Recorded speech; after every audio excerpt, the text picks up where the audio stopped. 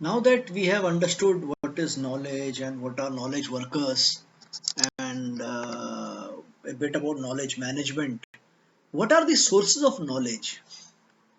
Knowledge, epistemologists, they have four sources of knowledge. What is epistemologist?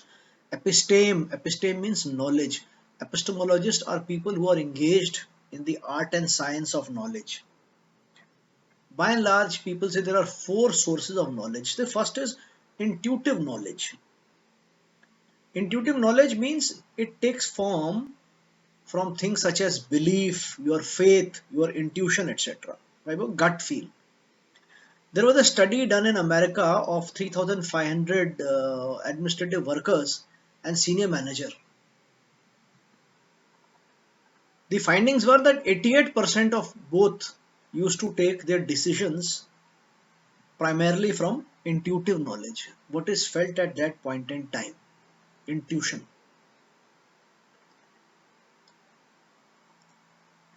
You are aware that intuition or intuitive knowledge forms a sizable portion of the decisions, the sizable basis of decisions we take in our day-to-day life. Another form of knowledge is called authoritative knowledge. This is based upon testimony.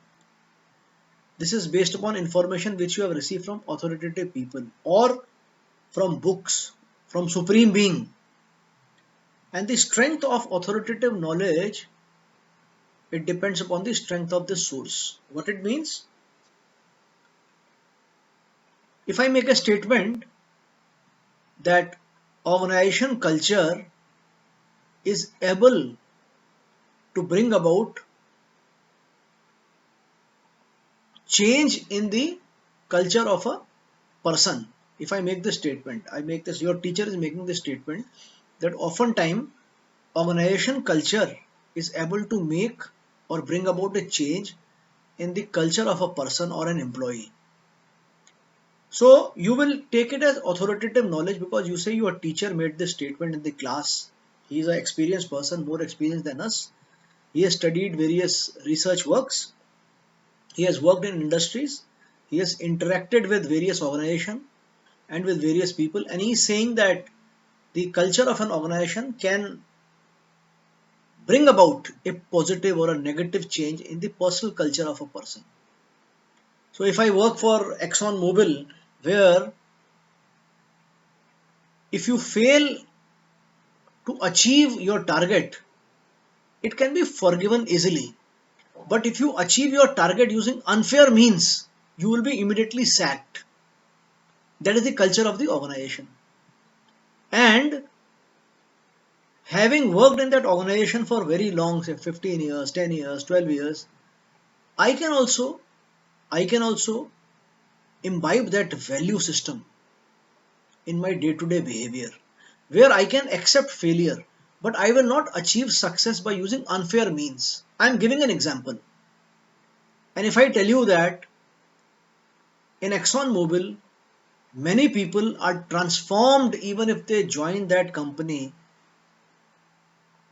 as not so as people of not so high ethical values. When they go out of that organization after several years of exposure, they have high ethics. If I make this statement, you say, okay, sir has worked in ExxonMobil, he has studied, he was the team leader there, or he had several interactions with HR, he was a part of that process.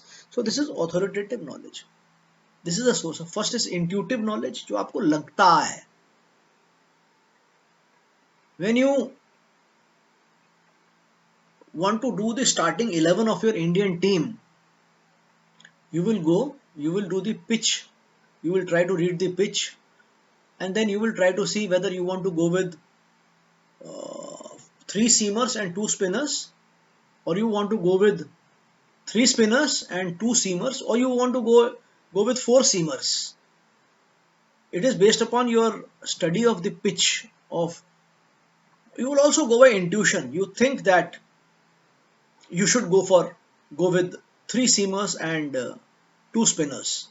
So that means you will sacrifice one batsman, or you will try to see that one of the bowlers which you pick of the five bowlers is a batter also, is a good batsman also, is an all-rounder.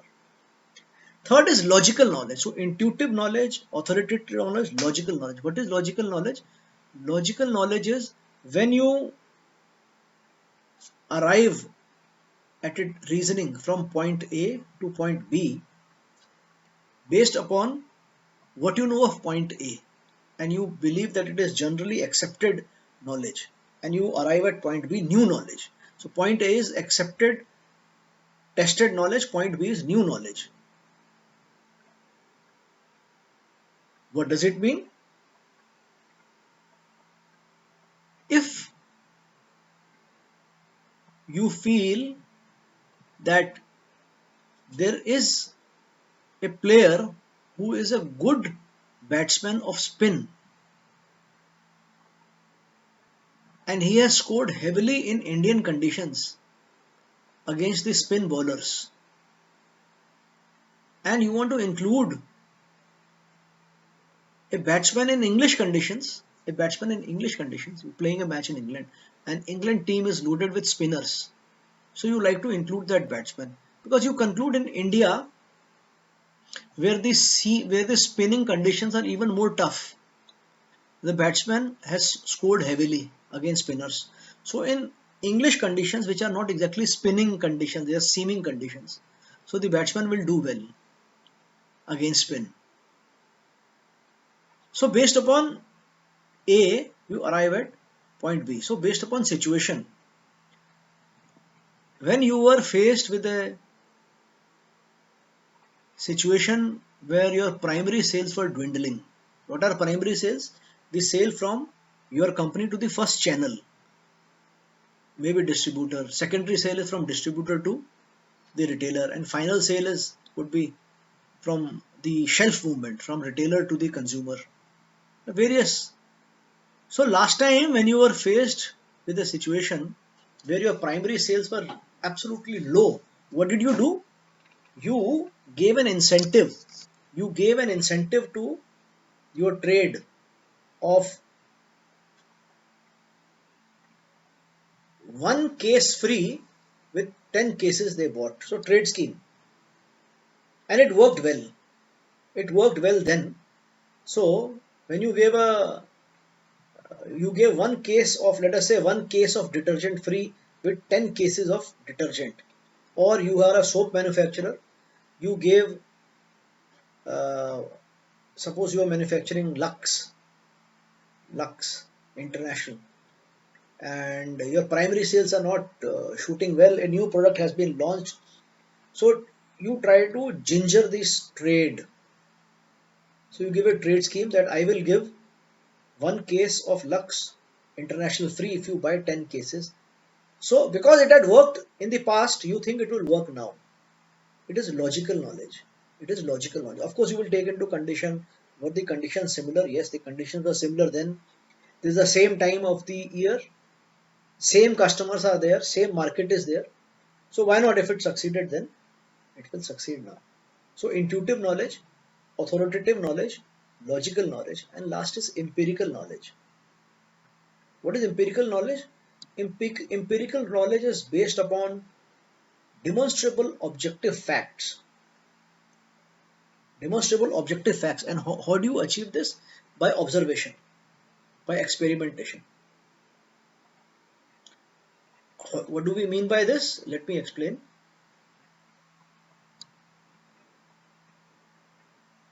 If you are, uh, if you own a petrol station and you have certain number of fuel dispensing workers or salesmen, the fuel salesmen, and you need to deploy them in shifts. So how do you deploy them? Because in a petrol pump there are certain periods when the traffic is very low, very few people come. So what are the, you will first study what are the peak hours. What are the peak hours? So the peak hours are morning hours from 8 o'clock, let us say, to 10 o'clock. During office hours, people come with their cars or their bikes to buy fuel. by 10:30, 11. Around 12 to 3, 12 to 4, 12 to 5, again there is a period of lull. Very few sales take place. But once the office closes 5:30 to 8 o'clock, there is again a lot of rush. So this is empirical knowledge. You have empirical knowledge. You have आप वहां अपने pump island पे खड़े हुए, आपने देखा लोग कब आते हैं, आपने उनको काउंट किया, ऑब्जर्वेशन की. So you are engaged in a process that leads to some results. So you will say, okay, I will have more workers deployed between 8 o'clock and 11 o'clock in the morning, and then 6 o'clock or 5:30 to 8:30 in the evening. You will base your decision. So these are based upon epistemologist. I am telling you intuitive knowledge, which is more based upon your belief, your faith and intuition. Authoritative knowledge, which is based upon the books you have read, or somebody of authority who has told you this. So if the ICMR scientist, Indian Council for Medical Research scientist, says that frequent washing of hands, hand hygiene, social distancing and wearing a mask will ensure that your chances of contracting COVID-19 are reduced by X percentage, you will believe it. It's not your intuition, it's not your logical knowledge because you don't know, it's not your empirical knowledge, but it has come from the chief scientist or the head of ICMR, who's a respected figure. Everybody listens to him on all epidemiologists. Uh, Everybody looks up to ICMR, and whatever they say is considered to be sacrosanct. It's considered to be correct. It's considered to be truth. So authoritative knowledge, logical knowledge is like, let's not talk of COVID times. Let's talk of normal times. Okay. Last evening I had some masaledar food, and my throat gave me trouble, and my mom gave me ginger tea, and I was cured. So today my brother, he had a lot of spicy food, and his throat is giving him trouble, it is paining. Mom is not there, but I know how to make ginger tea. I will make ginger tea and give it to him, and there is a likelihood that he will be cured. Logical knowledge. Empirical knowledge I have explained to you. You observe and you arrive at a decision. So these are some of the sources of knowledge. What if somebody asks you, uh, reading from books, what category of knowledge is this? You will say this is authoritative knowledge, right? So I hope you have understood the various sources of knowledge in this video. From sources of knowledge, let us try to have a peep into what are different types of knowledge. See, there are many types. Sometimes you will find a question which is saying what is explicit knowledge and how is it different from tacit knowledge. And sometimes you will have a question that what is propositional knowledge and procedural knowledge. Sometimes what is situated knowledge. So I'm seeing embedded knowledge. The last year question papers I am referring to. And so, but some questions, many times this question is asked, what is a priori and a posteriori? A priori, a priori is it's a Latin word. What is a priori knowledge? It means what comes from before or from earlier. You may not necessarily have experienced an event to know about that event and to know what could be the ramifications of that event or how to behave in that event. For example, if I ask you what is 4 plus 4, you will say 4 plus 4 is 8. If I ask you what is 6 into 2, you will say it is 12, sir. So if you are very young, if you are a child, you will say 1 2 3 4, 1 2 3 4, 1 2 3 4 5 6 7 8. But by now you will say 4 plus 4 is 8. Because you don't have to take four bananas and keep another four bananas and then count them physically. You know this comes to you from before. You don't have to experience it. This is a priori. It's a Latin word. If I tell you that there was a ship and the ship got wrecked and there were 10 people who were able to get a rescue boat and they have been on that boat without any ration for 2 days. So it is natural that they are hungry, isn't it? और if you have not eaten, आपने जन्माष्टमी का उपवास रखा है, कुछ नहीं खाया, जल भी नहीं पिया, so by evening you are thirsty. This is a priori. You don't have to experience it. ऐसा नहीं है कि suppose one of my student is fasting, so I don't have to keep fast to understand how will he feel by evening. I know by evening he will be thirsty. I know by night he will be hungry. Okay, so this is a priori knowledge. What comes from before? In fact, most mathematical equations, they are a priori knowledge. As opposed to a priori knowledge, there is a posteriori knowledge. Again, a Latin word, a posteriori. In this you have to gain experience to have any kind of a information to be able to take a decision. I will explain it to you.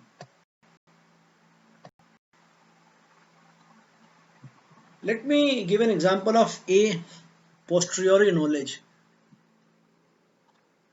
Suppose I was to deliver a lecture to semester 3 today, all the three sections, all the six sections together. And as bad luck would have it, circumstances prevented me from reaching the college. And I was not in a position to inform also anyone. I just forgot.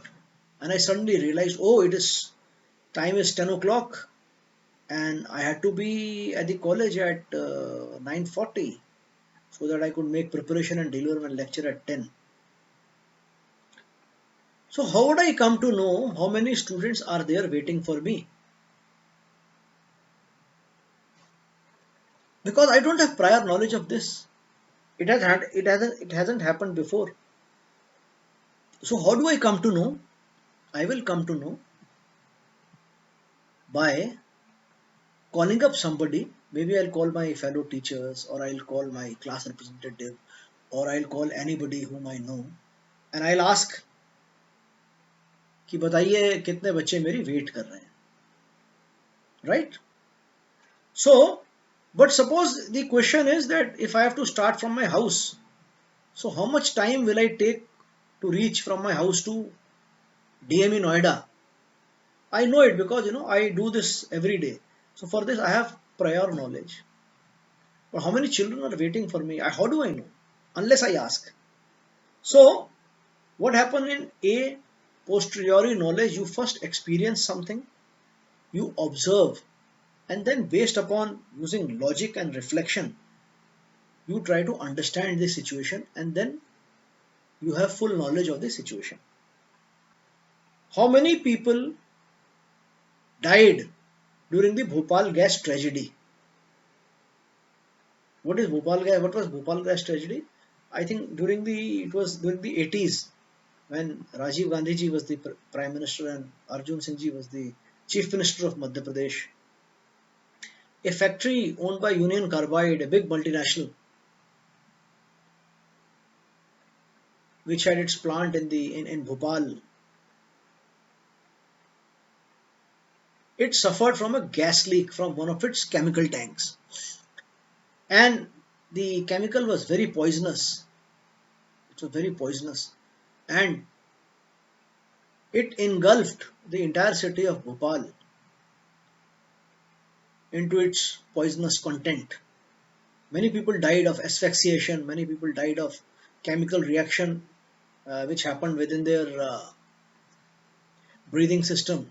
in their respiratory system. It is even said that many children who were yet not born, who were in the embryonic stage in their mother's womb, when they finally came to this earth, they came with many sets of deformities. It was a one of the huge, greatest tragedies of mankind during that time. Bhopal gas tragedy, Union Carbide tragedy. So, how many people died in Bhopal gas tragedy? We don't know. We will know. People would have known only if the municipal corporation did a count or some other government authority did a count, then it got recorded. I can know today because I have to go to the library and I have to check it, or I have to check on the net. But at that point in time, nobody had known. So you will arrive at the final decision only when you collect the data. So these are two type of knowledges, a priori and a posteriori. A question is often asked, what is a priori and a posteriori knowledge? What is the difference between the two? So Virat Kohli, if he has to take a decision whether he's leading a cricket team in England, they have to play a match at Lords, and the pitch condition says that it would help seamers. So he will say, okay, I will take only one spinner and I'll pack my team with three seamers at least. One spinner and one all-rounder who will also bowl seam. And he knows that this will happen. The conditions of the stadium, the grounds at Lords, he has prior knowledge to it. It's a well-known fact that on the Lords, the pitch favors, or the weather conditions, it favors the pace bowlers, swing bowlers, pace bowlers, but not spinners. But if I am in Delhi, I don't have any access to internet or to telephone or to newspaper. I want to know who's batting first at Lords, who has won the toss. I cannot just, of course, it is either India or England who's batting first, but to have the correct, this is a posteriori. So I'll have to call them, I'll have to ask, I'll have to read the match report, I have to see I have to go to the website like bbc.com or rediff.com and see who's batting, what is the live score. This is a posteriori. So hope you have understood this. This is a very important concept, and a short question is often asked every alternate year. A question which is frequently asked as a short question is, can all knowledge be stored, codified and shared among people? The obvious answer is no. Not all knowledge can be codified. There are two types of knowledge here. One is explicit knowledge, explicit, explicit knowledge, and one is tacit knowledge. What is explicit knowledge? Explicit knowledge, explicit and implicit. Explicit, which is clear-cut knowledge. How to make a mango shake. How to make mango shake. You need milk. You need mango pulp or mango, and then you need sugar if you want to add sugar, some water, crushed ice. You need to run it in a mixie, and your mango shake is ready. So you can write this quantity, that quantity, this quantity. For so much time you should run the juicer mixer, and then your mango shake is ready. What quality of mango is good to be used in a mango shake? Explicit knowledge. It is fairly easy to identify, store and retrieve. Identify, store and retrieve. How to solve Pythagoras theorem? So there are various steps to Pythagoras theorem, and it can be written. How to calculate the area of a triangle? It is half base into hypotenuse. So I can make a drawing. This is base, this is hypotenuse. So 1 by 2 multiplied by base multiplied by hypotenuse is the area of the triangle. or how to calculate the surface area of a sphere, pi r square h, of a cylinder, pi r square h. Okay, so it's fairly easy because it is codified, it can be stored, can be shared. Explicit knowledge. It is found in databases, memos, notes, documents. Bhagavad Gita is codified. So, or Mahabharat, Chakravarti Rajgopalacharya ji, Rajaji has done a beautiful translation of Mahabharat from Sanskrit to Hindi. So you can buy that book and you can read it if you don't know Hindi, or if you don't know Sanskrit, you can read it. He's done it in English. C. Rajgopalacharya. This is explicit knowledge. There is something called tacit knowledge. Tacit knowledge is about those things which cannot be stored. Suppose you want to learn from Sunil Gavaskar how to bat against leg spinners. It cannot be codified. It cannot this cannot be stored. Even if a video is made, it is very difficult. It's very difficult to transfer that knowledge, isn't it? So this generally requires long exposure and personal contact. This cannot be codified, and it is not necessarily expressed easily. Difficult to express. So Gavaskar cannot tell you that you take this stance and you move your left foot how many centimeters and then you watch the ball. He will have to coach you into it. Suppose I want to, one of you is a very good guitarist and I want to learn how to play guitar. You cannot send instructions by email and I will learn it. No. So for this, apprenticeship is required. If I want to become a very good goldsmith, मैं अच्छा सुनार बनना चाहता हूँ, सोने का काम चाहता हूँ, तो मुझे किसी का अप्रेंटिस बनना पड़ेगा. I'll have to go work under a master craftsman.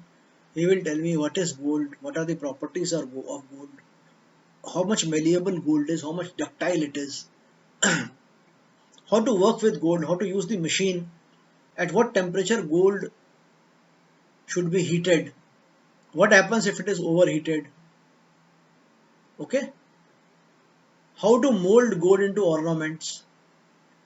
So I'll have to learn as an apprentice under the master craftsman, master goldsmith. So whereas explicit knowledge is basically referred to as know what, क्या करना है, चाय कैसे बनानी है, पतीला लेना है, पतीले में दो लोगों की चाय बनानी है तो 2 कप पानी डालना है, पानी थोड़ा उबल जाए तो उसमें चाय पत्ती डालनी है, फिर उसमें शक्कर डालनी है, 2 बंदों के लिए 2 टीस्पून या जो भी आपकी श्रद्धा हो वैसे डालनी है. उसके बाद उसमें लगभग 1/5 कप दूध डालना है बॉयल को, दोनों को बॉयल होने के बाद उसमें अदरक भी डाल सकते हैं. नो व्हाट, क्या करना है, what are the steps, what are the ingredients, this is know what. And know how is tabla कैसे बजाना है, तबला लेना है, अपने साथ उंगलियों को किस में डुबोना है, कैसे उसको बजाना है, कैसे उसके साथ राग गाना है. This is not possible to transfer this knowledge through any book. I'll have to personally coach you or you will have to personally coach me. It cannot be understood only by observation alone also. You have to, apart from observation, you have to be trained in this. So this is explicit and tacit knowledge. I hope you have understood the difference between the two. From unit 2, another question which is sometimes asked in the short answer questions is, what is meant by propositional knowledge and how does it differ from procedural knowledge? So the short answer is that propositional knowledge, which is also known as declarative knowledge or descriptive knowledge, it is simply knowing something and having knowledge of something. For example, if you know that you have a inventory in your office and it comprises a table, a chair, a computer, a cupboard, 21 books, a thermos flask, a table lamp, a calculator, and some items of stationery. This is called propositional, declarative, or descriptive knowledge. Declarative knowledge or propositional knowledge. However, this does not mean you have this knowledge. This does not mean that you know how to make use of the calculator or how to make use of the computer, isn't it? Let me give you another example. You have memorized by heart on how to steps needed to program a computer. You know the entire process chain. First you have to do this, step 2 is this. If this is there, then do this. If this is not there, then do this. Or I have told you how to format the hard disk of a computer.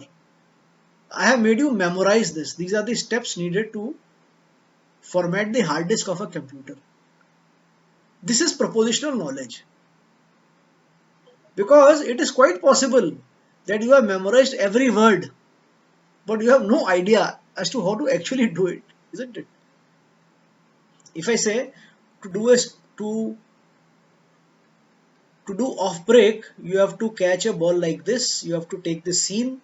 You have to put the on the seam. You have to place your index finger and the middle finger, and then your thumb finger you have to do like this, and then you have to bowl like this. I explained to you. You can explain this. You have the propositional knowledge, but you have never practiced it. You have never actually done it yourself. If you have done it yourself, and if you are adept at actually throwing an off break or off spin ball, this is called procedural knowledge. You have acquired this knowledge by doing so. This is the difference between propositional knowledge and procedural knowledge. I have told you how to formulate a drug. You have sat with me in a video lecture, in a tutorial lecture. I have explained to you that you take X amount of sulfuric acid and you take methyl alcohol, and then you take sodium chloride and you mix them in this proportion, and then you heat it to this temperature, then you allow it to cool, and then immediately condense it in a freezer. You have memorized, but in reality you don't know how to take 1 milligram or 1/5 of a milligram of sodium chloride. You don't know how to handle sulfuric acid. You don't know what the sulfuric acid look like. If there is no pasting, no labeling, you may take benzene liquid as sulfuric acid, isn't it? So you don't have the procedural knowledge. So this is the difference in propositional knowledge and procedural knowledge. You know all the sections of Indian Penal Code. You know that this offence is dealt with by this section of IPC. You have propositional knowledge, but you have never actually gone. You have not even done a moot court. You have not gone to a court and defended anybody or pressed charge against anybody. You have not learnt it. You have not done it. So you don't know the procedure. You don't have the procedural knowledge. So propositional knowledge is important. Propositional knowledge or descriptive knowledge or declarative knowledge combined by a procedural process, the knowledge, that makes a man perfect. So I can tell you how to cut a cloth for a trouser. So you know the process. This is propositional knowledge. You have not practiced it. You have not done it. If you do it, then you will get procedural knowledge. This is the interesting question which is asked. I hope you have understood this. Yet another question which is asked in the examination is, what is meant by situated knowledge? SITUATED, situated knowledge. Situated knowledge is a knowledge specific to a particular situation. Situated knowledge is a knowledge specific to a particular situation. Think of a farmer who has all his life lived in a small village. Okay, and there is a particular kind of wild fruit which is grown in his village. Okay, and it's a natural fruit, and he has been told that this fruit is poisonous in nature. This fruit is poisonous in nature, and there have been instances when somebody has plucked that fruit and somebody has eaten that fruit. That person has fallen ill, has not died but has fallen ill. So this villager, uh, if he is not a fool and if he is not crazy, he will never eat that fruit, nor will he allow his son or his grandson or his daughter or granddaughter or his wife, any member of the family of any of his well-wisher to eat that fruit. Yes or no? Because this fruit is poisonous. Imagine this farmer travels to another state which is far away from his village, and he sees a similar kind of a fruit, similar, not the same. It looks almost the same, and he is asked to pluck that fruit and eat it. Will he do it? 99% he will not do it. He will be skeptical about it. His knowledge is a situational knowledge. It is based upon his village, that geography. It is quite possible that a similar sounding fruit in a different geography, similar looking fruit, not sounding fruit, looking fruit in a different geography is not poisonous. Maybe it is nutritious. This is called situated knowledge.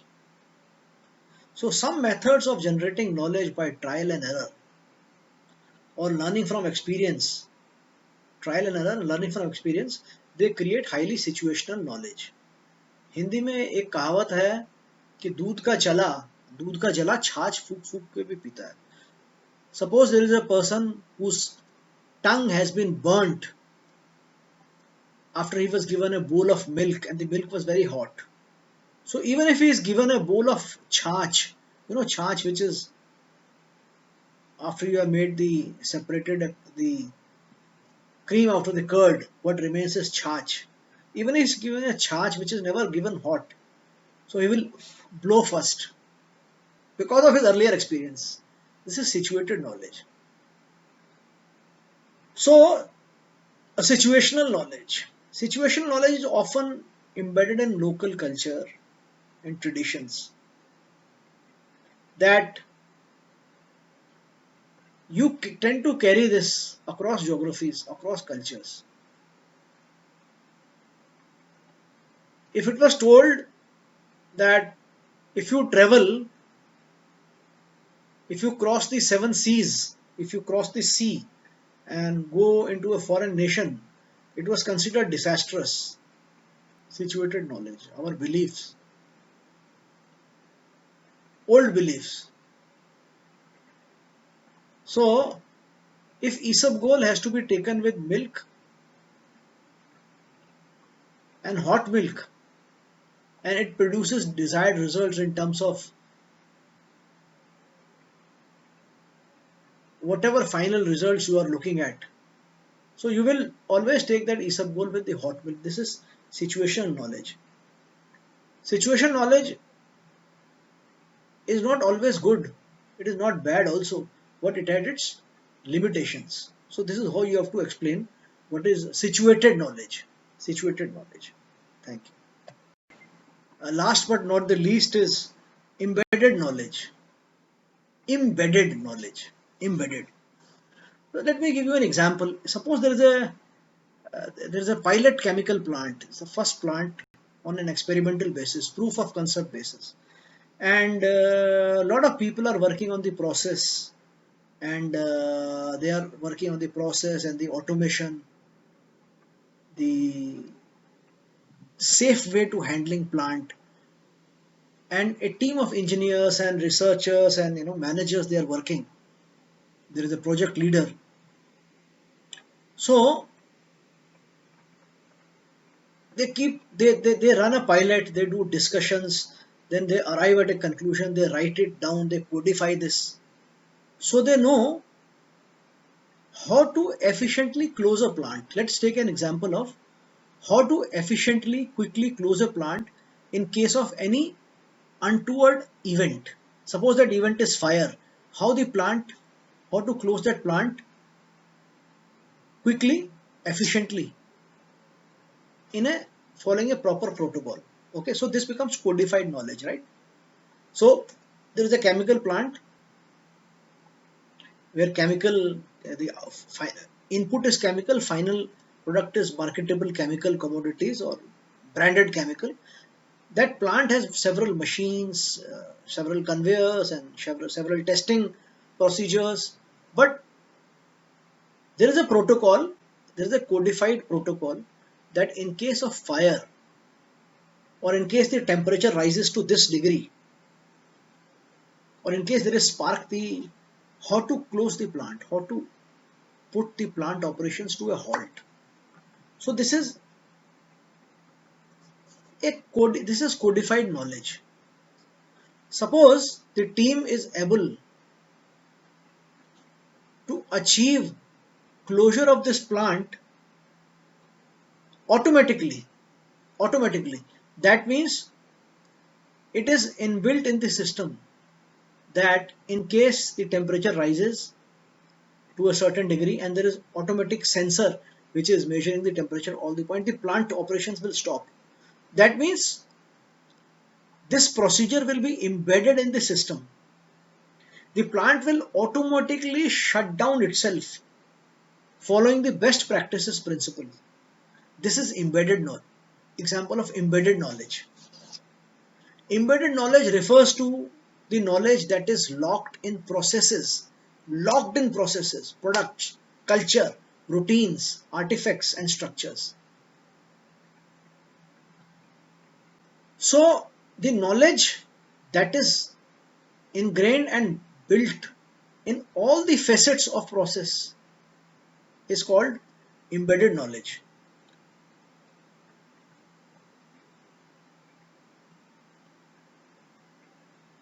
Embedded knowledge, it will uh, it will differ from tacit knowledge. Tacit, you remember how to play a guitar.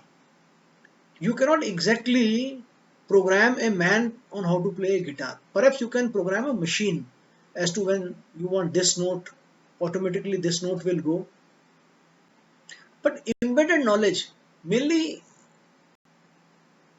IT, information technology, has a huge role to play in achieving the embedded knowledge in an organization.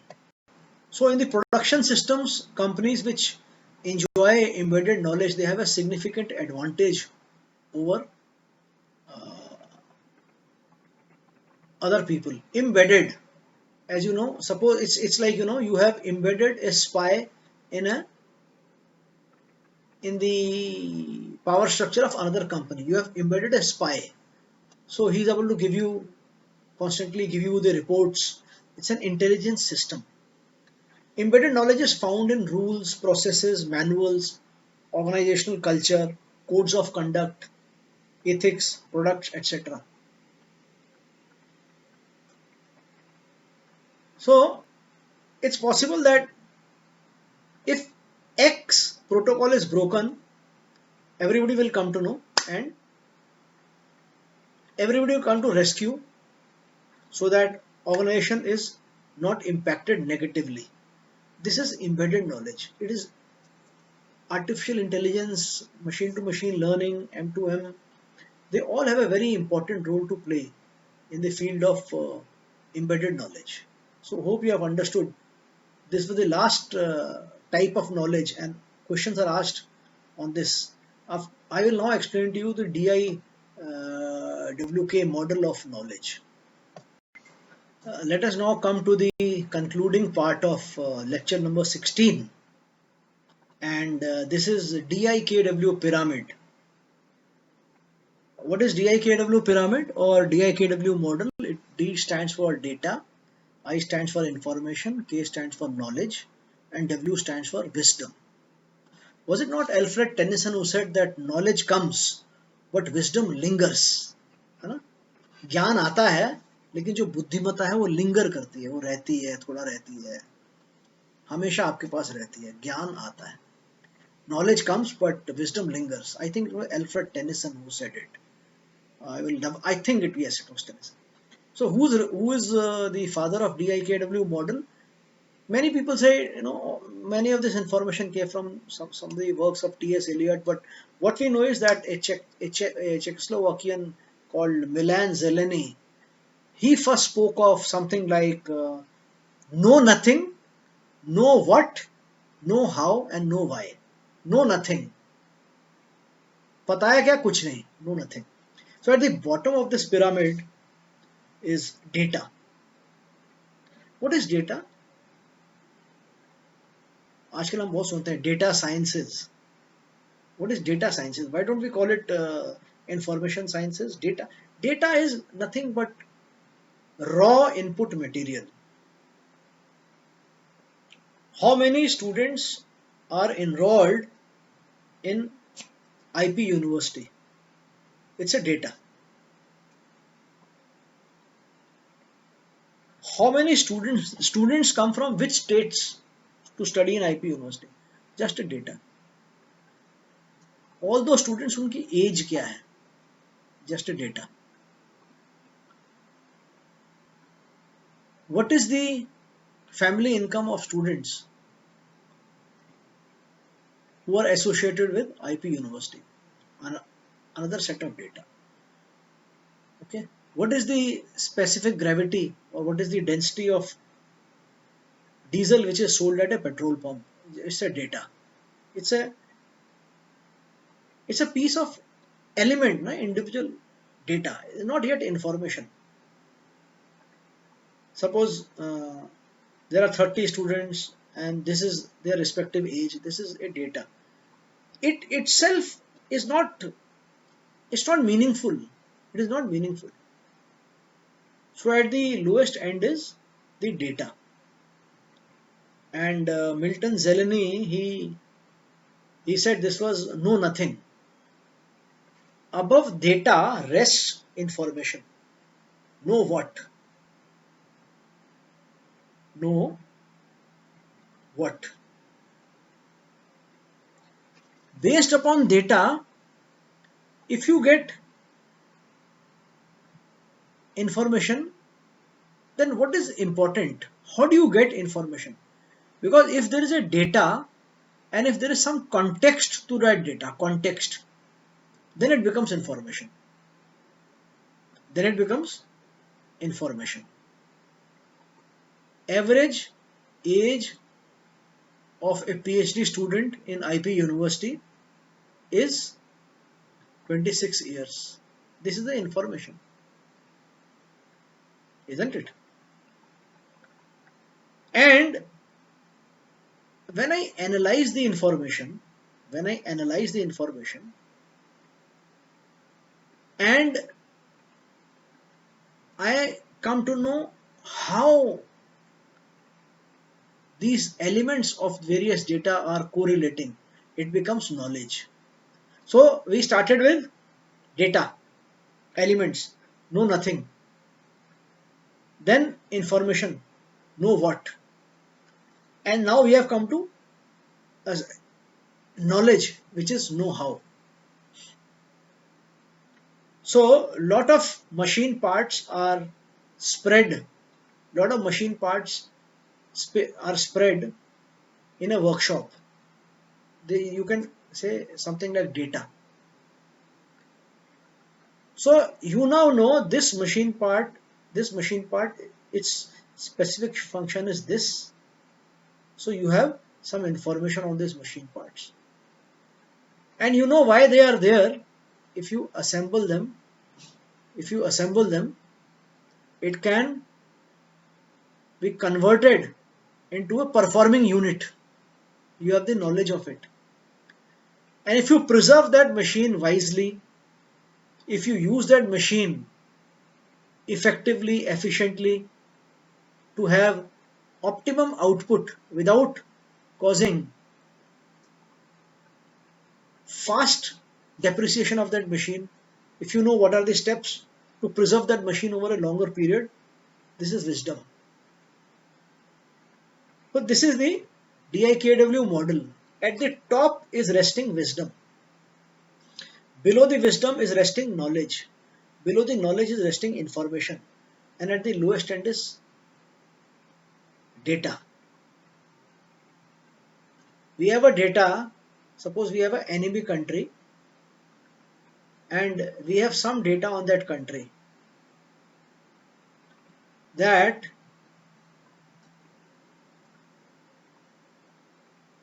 it is importing a specialized kind of a fighter plane. We gather information on that fighter plane. We gather information on that kind of a fighter plane. उसकी मारक शक्ति कितनी है? Does it have features that it can escape the radar vision? What is its carrying capacity? What is its payload? Information. Knowledge about it. How many of it they have got? What are they planning to do with it?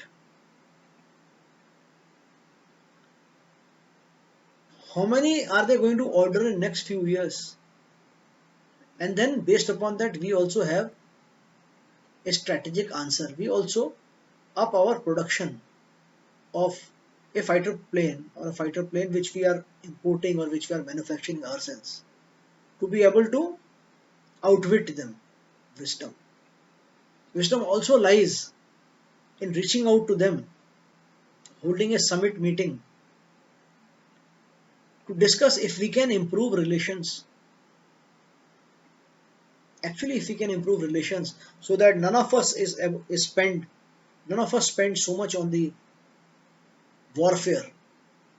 But it has many players will come into being. It will depend upon several factors: data, information, knowledge, and wisdom. I have the knowledge of the competitive strategy. I am producing a branded coffee, and I have complete knowledge of how the market operates in North India, in East India, in West India, and Southern India. I have complete knowledge. Based upon the inputs I have, I sit with my team and we draw a strategic marketing plan as to this is how we will position our product vis-a-vis competition. This is how much we will spend on product features, PPPP, on placement, on the distribution, on promotion, on pricing. After taking everything into consideration, the 4Ps into consideration, we will take our next steps. We will not take any step in haste. We will not undermine our competition. But we will not overreact to competition also. Nor we will get unfazed by the competitor. We will not get demoralized by the competitor. At the same time, we will not be overawed by the competitor. At the same time, we will not take competition for granted. We will not take competition to be a fool. We have the data, we have the information, we have the knowledge. We are wise. Neither to undermine competition, nor to fall prey to their unnecessary hype. That is called wisdom. At top, eventually in all organization, you need data, you need information, you need knowledge, but you need a wise head to manage all these elements to make it a cohesive force which will ensure sustainability of your business, profitability of your business, progress of your business, and your general well-being. I hope I have explained to you the DI KW pyramid very well. Thank you.